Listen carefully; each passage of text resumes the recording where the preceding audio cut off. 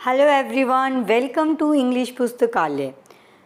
Video start करने से पहले मैं 11th क्लास के स्टूडेंट्स को कॉन्ग्रेचुलेट करना चाहूँगी क्योंकि वो अब 12th क्लास में हो चुके हैं और आज का वीडियो उनके लिए है प्लस उन स्टूडेंट्स के लिए जो अभी अपने 12th क्लास के बोर्ड एग्ज़ाम देने वाले हैं। हमने ऑलरेडी फ्लैमिंगो क्लास 12th का पोइट्री सेक्शन कंप्लीट कर लिया है और आज हम स्टार्ट करेंगे prose section of Flamingo. Lesson 1 the last lesson written by Alphonse Daudet. तो पहले हम लेसन को समझेंगे और एंड ऑफ द वीडियो हम इसके इम्पॉर्टेंट क्वेश्चन आंसर डिस्कस करेंगे जो एग्ज़ाम में फ्रीक्वेंटली पूछे जाते हैं। About the author, author means writer और लेखक। अल्फोंस डोडे इस लेसन के ऑथर हैं। ऑथर और नरेटर में थोड़ा डिफरेंस है। नरेटर वो होता है जो स्टोरी को हमें सुनाता है, तो काफ़ी लेसन्स में राइटर ही नरेटर भी होते हैं, पर यहाँ नरेटर फ्रांस है जो कि स्टोरी का कैरेक्टर है। डोडे एक novelist and short story writer थे। अपना राइटिंग करियर स्टार्ट करने से पहले वो सदर्न फ्रांस में एक स्कूल टीचर थे। अपने देश से उन्हें बहुत प्यार था। बाद में वह पेरिस चले गए। नोवेल एंड स्टोरीज़ लिखने से पहले उन्होंने एज अ जर्नलिस्ट भी काम किया। अबाउट द लेसन, ये स्टोरी उस टाइम की है जब फ्रेंको पर्शियन वॉर चल रही थी which was led by Bismarck. इस वॉर में पर्शिया से फ्रांस हार जाता है और इसके रिज़ल्ट में एल्सेस एंड लॉरेन उनकी 2 सिटीज़ पर पर्शिया का कंट्रोल हो जाता है और अब इन सिटीज़ में लोगों पर जर्मन लैंग्वेज थोप दी गई। ये स्टोरी वहाँ के लोगों से उनके फ्रेंच पढ़ने और सीखने का अधिकार छीन लिया गया, इसी पेन को रिफ्लेक्ट करती है। एंड एम हैमल जो कि वहाँ के स्कूल में टीचर हैं पिछले 40 साल से और आज उनका लास्ट लेसन है, इसीलिए इसका टाइटल द लास्ट लेसन दिया गया है। आइए अब हम कुछ न्यू वर्ड्स देख लेते हैं लेसन से रिलेटेड, जिनकी हेल्प से आप अपने आंसर्स को इम्प्रेसिव बना सकते हैं। Our first word is saw mill, a factory of cutting wood. आरा मशीन बोलते हैं हम सॉ मिल को। ड्रिलिंग, ड्रिलिंग मीन एक्सरसाइजिंग और परेड करना। Then next word is apprentice. Apprentice क्या होता है? ट्रेनी। एक ऐसा इंसान जो किसी के अंडर ट्रेनिंग लेता है उसे बोलते हैं अप्रेंटाइज।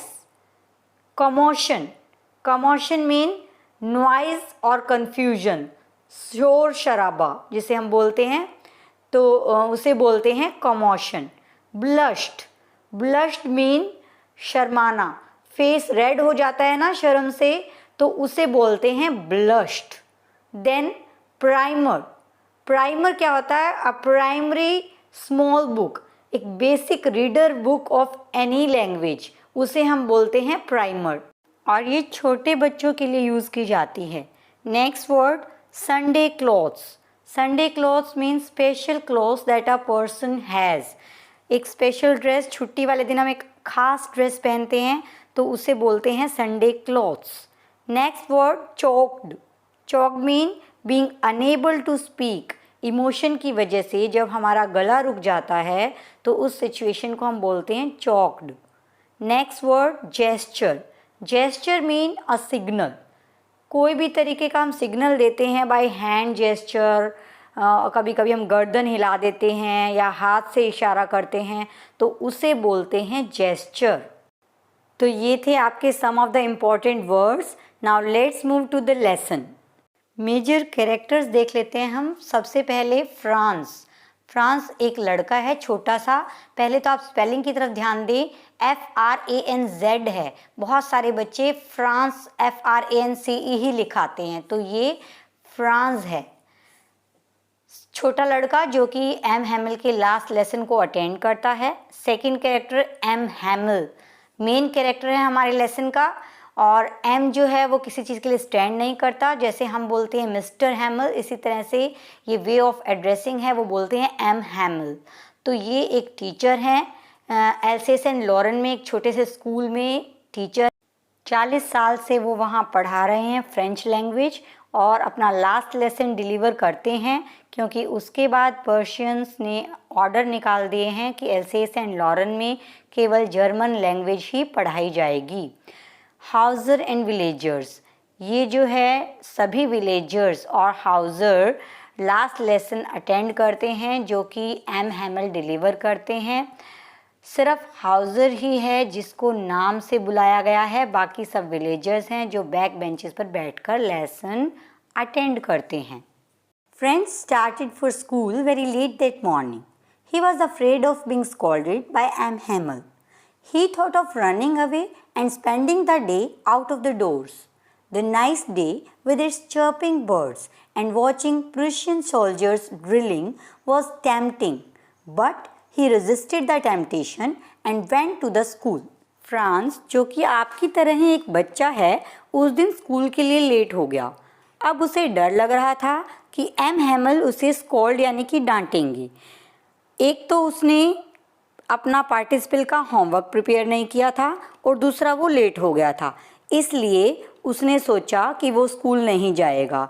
और ये जो दिन था प्यारा सा, जिसमें बर्ड्स की चर्पिंग की जो आवाज़ें आ रही थी और जो प्रूशियन सोल्जर्स थे वो परेड कर रहे थे, ये सब उसको ऐसा करने के लिए ललचा रहा था, टेम्प्ट कर रहे थे। बट ही रेजिस्टेड, लेकिन उसने अपने आप को रोका, अपने इस लालच से वो दूर हो गया और स्कूल के लिए चला गया। There was a crowd in front of the bulletin board near the town hall. Watcher, the blacksmith, assured Franz that he would get to his school in plenty of time. Usually, there was a great bustle when the school began, but that day everything was as quiet as Sunday morning. Town hall के पास जो bulletin board था, हमेशा वहाँ पर बहुत crowd रहती थी, क्योंकि ये बुलेटिन बोर्ड वो बोर्ड था जिस पे वॉर का टाइम था और सारी बैड न्यूज़ आती रहती थी। तो उस दिन जब वो जा रहा था तो वॉचर जो कि ब्लैकस्मिथ में लोहार जो थे, उन्होंने फ्रांस को कहा कि इतनी जल्दी करने की कोई ज़रूरत नहीं है, तुम्हारे पास बहुत टाइम है, तुम आराम से स्कूल पहुंच जाओगे। अब वो सोच रहा था कि मैं वैसे ही लेट हूँ, शायद ये मजाक कर रहे होंगे। यूजुअली तो क्या होता था कि बहुत हसल बसल, बहुत कन्फ्यूज़न सा, शोर शराबा रहता था, तो उसे लगा कि मैं लेट हूँ और इस शोर शराबे में इजीली अंदर चला जाऊँगा क्लास में और मैं नोटिस भी कोई मुझे नहीं करेगा। लेकिन ऐसा हुआ नहीं, क्योंकि वहाँ पर वो बिल्कुल शांत वातावरण था, बिल्कुल ऐसा जैसा कि संडे मॉर्निंग होती है वैसा। फ्रांस विंडो से देखता है कि उसके जो क्लासमेट्स हैं वो ऑलरेडी अपनी जगह पर बैठे हुए हैं। फ्रांस धीरे से दरवाज़ा खोलता है और अंदर चला जाता है। वो बहुत ही ज़्यादा डरा हुआ होता है और उसका चेहरा एकदम लाल हो रखा था। एम हैमल बहुत ही काइंडली उसे कहता है कि जाओ अपनी जगह पर बैठ जाओ।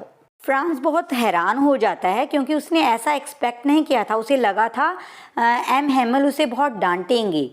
Franz noticed that their teacher had put on his finer clothes which he wore only on inspection and prize days. अब वो नोटिस करता है कि उनके टीचर ने बहुत ही अच्छे कपड़े पहन रखे थे जो कि वो सिर्फ इंस्पेक्शन डेज पे या फिर प्राइज डेज पे पहनते थे। The villagers were sitting quietly on the usually empty back benches. एक बात और उसे हैरान करती है कि जो बैक बेंचेस हमेशा खाली रहते थे उन पर आज विलेजर्स बैठे थे। एवरीबडी लुक्ड सैड, और सभी बहुत उदास दिख रहे थे। And Hauser had brought an old primer, और हाउज़र जो था वो एक ओल्ड प्राइमरी बुक भी लेकर आया था। M Hamel said that it was the last lesson he would give them. Henceforth, only German was to be taught in the school of Alsace and Lorraine. अब M हैमल उन्हें बताते हैं कि ये उनका लास्ट लेसन है फ्रेंच लैंग्वेज का, और आज के बाद यहाँ पर केवल जर्मन भाषा ही पढ़ाई जानी थी, और the new master would come the next day. वो ये भी बताते हैं कि जो नए मास्टर है वो कल आ जाएंगे। This was their last lesson of French, और फ्रेंच लैंग्वेज का ये उनका लास्ट लेसन था। He wanted them to be very attentive, इसीलिए वो चाहते थे कि वो बहुत ही अटेंटिव होकर ये सुने। France felt sorry that he had not learned his lessons properly. Now France understood why the old men of the village were sitting there.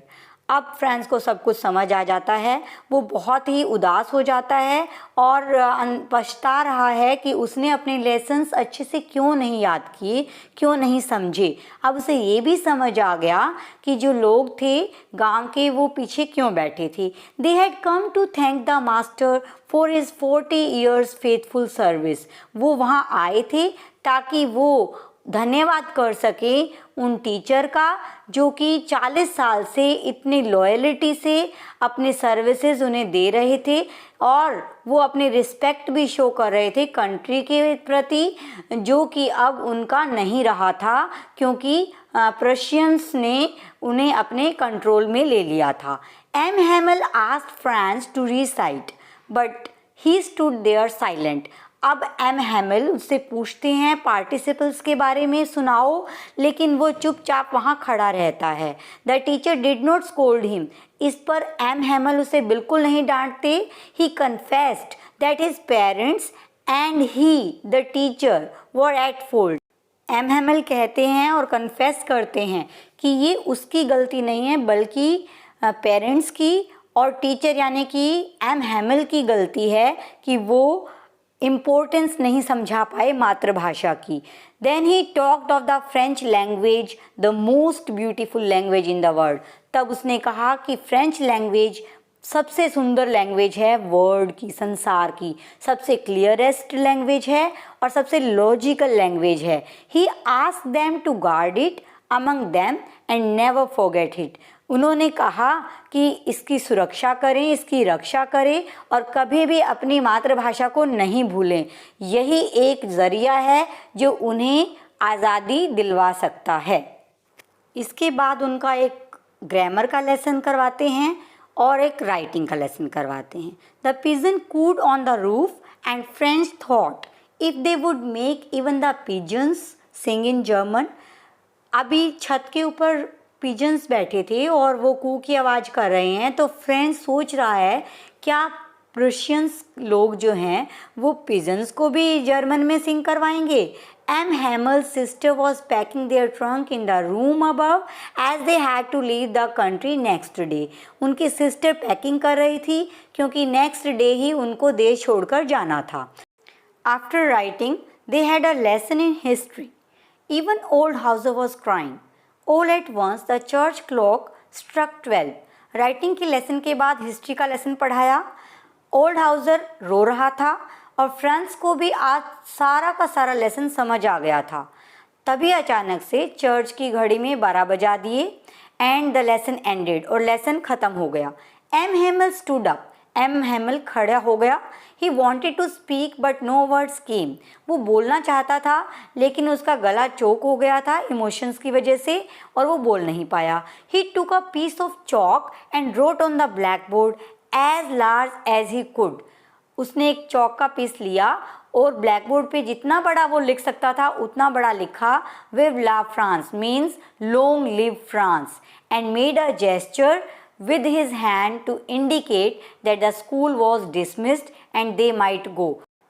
M Hamel हाथ के इशारे से बताते हैं कि स्कूल का समय पूरा हो गया था। तो ये था हमारा लेसन। आपने देखा सभी लोग बहुत गिल्ट में थे। मिस्टर हेमल बहुत अफसोस और शौक कर रहे थे कि किस तरह से अब 40 साल की सर्विसेज के बाद वो अपनी मदर टंग लोगों को नहीं पढ़ा पाएंगे, फ्रेंच नहीं पढ़ा पाएंगे।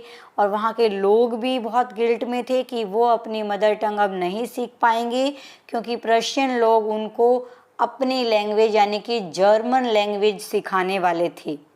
तो इस तरह से ये हमारा लेसन एंड हो जाता है। अब हम इम्पोर्टेंट क्वेश्चंस देखेंगे जो कि फ्रिक्वेंटली आपके एग्ज़ाम में पूछे जाते हैं। First important question, What was the unusual thing noticed by Franz when he reached his school? जब फ्रांस अपने स्कूल पहुंचा तो कौन सी unusual thing उसने नोटिस की? He noticed that the normal bustle was absent and the school was silent. उस दिन बिल्कुल भी कन्फ्यूज़न और शोर शराबा नहीं था, स्कूल बिल्कुल साइलेंट था उसके क्लासमेट्स ऑलरेडी अपने सीट्स पर बैठे हुए थे और बैक बेंचेस पे विलेज के लोग बैठे हुए थे। उसने यह भी नोटिस किया कि एम हैमल अपनी स्पेशल ड्रेस पहने हुए थे जो कि वो नॉर्मली प्राइज डिस्ट्रीब्यूशन या इंस्पेक्शन डे पर पहनते थे। Next is what was unusual about M Hamel's dress on his last day in the school. The teacher had on the beautiful green coat, his frilled shirt, and embroidered black hat. These clothes were usually worn by the teacher on inspection and prize day. तो mister हैमल ने अपनी black hat जो इस पे embroidery थी, frilled dress और green coat पहना था और वो इसको यूजुअली इंस्पेक्शन या फिर प्राइज डे पर ही पहनते थे। Did M Hamel get angry with Franz for being late? M Hamel did not get angry at Franz when he came in late. वो बिल्कुल भी नाराज़ नहीं हुए। He calmly told Franz to take his seat as they had almost begun the lesson without him. उन्होंने बड़े शांति से friends को अपनी सीट पर बैठने के लिए कहा और बोले कि हम ऑलमोस्ट उसके बिना लेसन शुरू ही करने जा रहे थे। Next question, how did France feeling about M Hamel and school change? M Hamel said that it was their last French lesson and the new teacher would come the next day. जब M Hamel ने ये बताया कि ये उनका last French lesson था और कल नए टीचर आ जाएंगे, फ्रेंच बिकेम सेंटिमेंटल। तो फ्रेंच जो है वो सेंटिमेंटल और भावुक हो जाता है। He barely knew the language and regretted not learning his lessons. वो फ्रेंच लैंग्वेज बिल्कुल नहीं जानता था और अपने लेसन्स लर्न ना करने की वजह से बहुत रिग्रेट फील कर रहा था, पछता रहा था। His books that were a nuisance before seemed like old friend now. वो बुक्स जो उसे मुसीबत लगती थी अब उसकी फ्रेंड बन गई थी। He could not believe that M Hamel would leave and he would never see his teacher again. अब उसे ये लग रहा था कि वो अपने टीचर से कभी नहीं मिल पाएगा। ये बात उसे बिल्कुल विश्वास ही नहीं हो रही थी। He even forgot how cranky Mr Hamel was. वह यह भी भूल गया था कि मिस्टर हैमल कितने स्ट्रिक्ट टीचर थे। Now let's do last question of today's video, an important one. Describe how M. Hamel was a dedicated teacher. M. Hamel किस तरह से एक समर्पित टीचर थे ये बताना है। Answer is Mr. Hamel had served the school for 40 years. On the day of the last French lesson, M. Hamel was in a pathetic state of mind. Mister हैमल ने 40 साल तक स्कूल को सर्व किया था और जब उनका लास्ट लेसन था, लास्ट डे था फ्रेंच लेसन डिलीवर करने का, तो उनकी जो स्टेट ऑफ माइंड थी वो बहुत अच्छी नहीं थी। But he gave his last lesson to his students with as much devotion and sincerity as ever. लेकिन उन्होंने अपना लास्ट लेसन पूरी सिंसियरिटी के साथ, पूरे डेडिकेशन डिवोशन के साथ डिलीवर किया अपने स्टूडेंट्स को। और यही सब क्वालिटीज़ दिखाती हैं कि वो एक डेडिकेटेड टीचर थे। So my dear students, this was all about today's lesson. I hope आपको सब कुछ बहुत अच्छे से समझ आ गया है। फिर भी अगर आपके कोई डाउट है then please ask by writing in comment section below.